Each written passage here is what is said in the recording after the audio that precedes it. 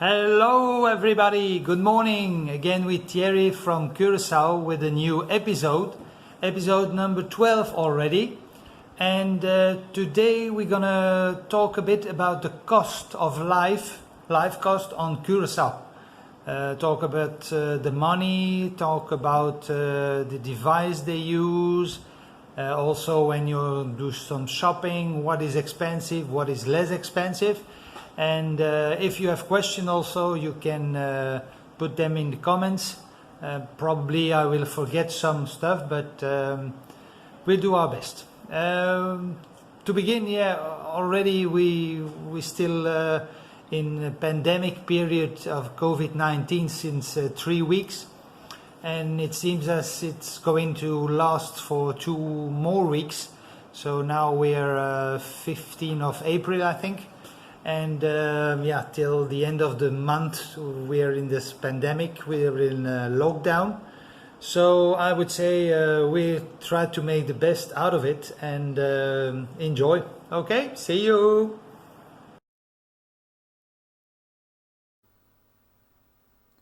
Well, as you see here on this photograph, we have the 4 banknotes we use in Curaçao.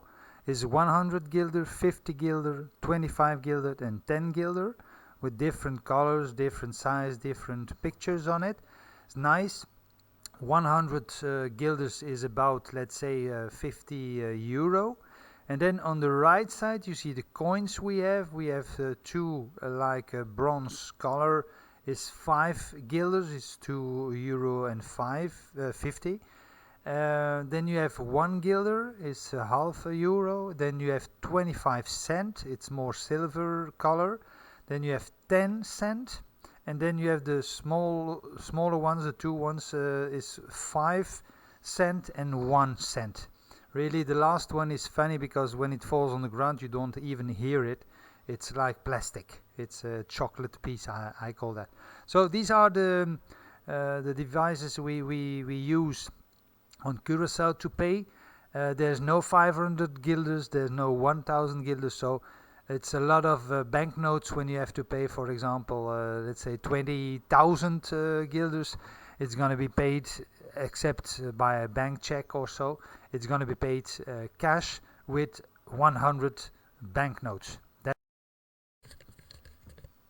Don't worry, when you're in a shop you still can pay other ways than cash. You can use a Maestro card, you can use nearly all debit cards you can have. You can use also Visa, MasterCard, etc. So in the restaurant just the same. Don't expect to get a lot of money in your pocket, just pay with plastic is okay, no problem. Nearly everybody has the machines, has the tools to do that. So it's really quite easy. And there are 2 or 3 supermarkets where you even can pay with bitcoins if you want. So that's about the way to pay on Curaçao.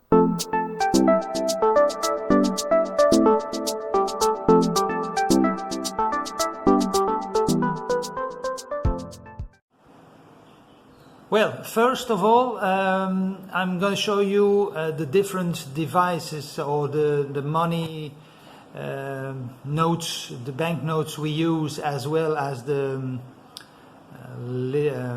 liquidity, I would say. So we have 4 banknotes here in Curaçao. It's a 100 guilder, 50 guilder, 25 and 10 guilders. I show you a picture around. Well, as you see here on this photograph, we have the 4 banknotes we use in Curaçao. Is 100 guilder, 50 guilder, 25 guilder and 10 guilder with different colors, different size, different pictures on it. It's nice. 100 guilders is about, let's say, 50 euro. And then on the right side you see the coins we have. We have 2 like a bronze color is 5 guilders, is 2 euro and 50. Then you have 1 guilder, is half a euro. Then you have 25 cent, it's more silver color. Then you have 10 cent, and then you have the smaller ones, the 2 ones is 5 cent and 1 cent. Really, the last one is funny because when it falls on the ground, you don't even hear it. It's like plastic. It's a chocolate piece, I call that. Approximately, you have to count for €1, you get 2.1 guilder, and $1 US dollar is about 175 guilders. So that's what you have to count. When you're doing some shopping, since a few years they have to mention the price included with the VAT. So normally it's quite easy for for tourists to get a conversion because you have to divide by 2 to get their price in euros. For US citizens it's a bit less complicated. It's 175, but 2 is a good device. Okay. So normally when you shop, I would say in the beginning we had different places where we went to find stuff. Since 15 years a lot of supermarkets have improved their stock and their merchandise. So we had 1 or 2 where we went. But I would say since this pandemic last year, we're again at shopping at different places, because the prices can vary from the simple to the double.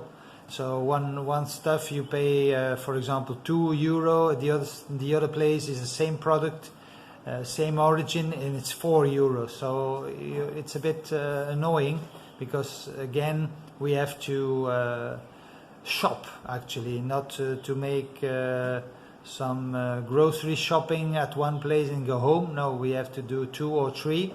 And now with this pandemic, we can only go out 2 days a week. So it's quite organizing what we do. Don't worry, when you're in a shop, you still can pay other ways than cash. You can use a Maestro card, you can use nearly all debit cards you can have. You can use also Visa, MasterCard, etc. So in the restaurant, just the same. Don't expect to get a lot of money in your pocket. Just pay with plastic is okay, no problem. Nearly everybody has the machines, has the tools to do that. So it's really quite easy. And there are 2 or 3 supermarkets where you even can pay with bitcoins if you want. So that's about the way to pay on Curaçao. When we compare Curaçao to other islands, we did Bonaire, we did Aruba, we went to Barbados, we went to St. Vincent, especially one thought going to St. Vincent for these days, because they had a volcanic eruption since Friday, and it's not good. Barbados is also bad because they are just in the wind, in the line of the wind. This volcano cloud is passing above Barbados, so even if they don't have the active volcano on the island, the whole island is covered with dust, so that's not nice. But no, we did St. Martin, we did Bequia, we did Martinique. It's maybe a bit different, but all these islands in the neighborhood, we cannot complain about Curaçao, because we have a lot of supermarket. Some places we visited a supermarket to make some shopping, and the supermarket was nearly as big as my kitchen. I would say 20-30 square meters. So it's not that you go and shop and you want to make something for dinner. No, you go, you see what's available, and then you decide what you are actually cooking tonight, you see. So on the island we cannot complain. We have a little bit of everything. Of course, through the pandemic in the town, in Willemstad, a lot of shops are closed for the moment, and actually went broken, if I can say like that.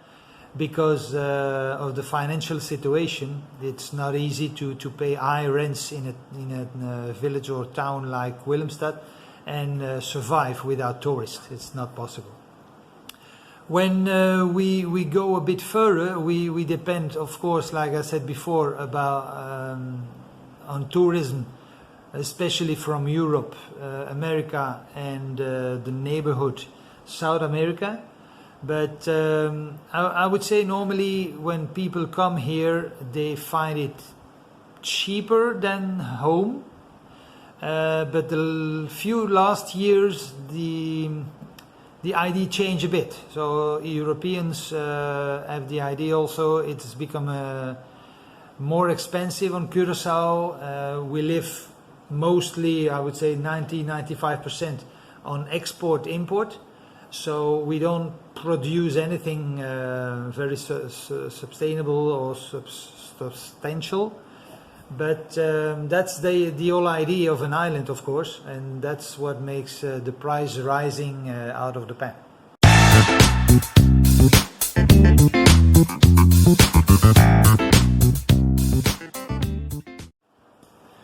So I talked to you already about a bit of supermarket, a bit of shopping.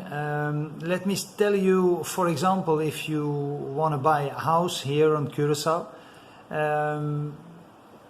there is actually a march between cheap and expensive. You can go from, I would say, $50,000 for something to 3 or 4 millions of dollars. It's really expensive, or euros even. At the Spanish water area, you have that kind of houses. Also more to the north side of the island at Coral Real Estate, you have big houses, big mansions on seaside, and that's of course very expensive. But I would say normally, let's say for middle big house and with comfort, etc., you have to count about 300,000 to 500,000 euros. And that's not that expensive, but okay, that's also a lot of money when you invest. We have here on the island different tax system. The taxes are not that high. We have mostly 6, 7 and 9% taxes on specific products on the island. But for example, when you get something out of Europe, they send it without the VAT, and here when it arrives they add the VAT plus the import taxes, and that's a lot. I would say normally import taxes are 27% plus 9% if you take a luxury product, so it's already 36% VAT adding to the price on an invoice or on a value they estimate if you don't have any invoice. That's better to have one, of course. Then if we look around, what is expensive also on Curaçao are, for example, rental houses. I would say I was looking on a few websites a few days ago, and you have to count about, I would say, nearly 1,000 to 1,500 euro to have something good with a garden, you know. And if you had a pool to that, let's say 2,000 euro is quite a minimum. So rental houses are quite expensive. What is also quite expensive are second-hand cars, because here on the island you don't have a system like Argus, like they call it in Europe, in Belgium, where you have the model of your car, the year it was built, and the rest value nowadays. Here, I would say if you have a car, you know, you want 20,000 guilders for that. If somebody pays that amount, you sell it that amount. There's nobody who's going to tell you, no, that's not worth it. that's what you agree with the buyer. So that's something very special. So mostly the cars here are coming from South America or Japan or Taiwan or so. And a lot of these cars are quite expensive because it's also import. So I would say normally under the 10 to 12,000 euro you don't have anything, or except maybe something like BYD or a Chevrolet Spark, and it's really a tin box, if you believe me.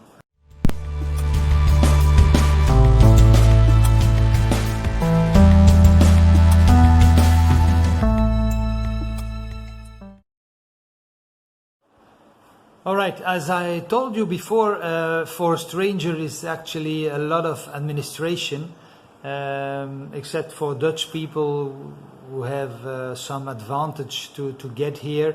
They can settle here, they don't have a lot of paperwork to do to work here. So when you come from abroad and you want to work here, there are a lot of possibilities because it's a kind of network, like I said before.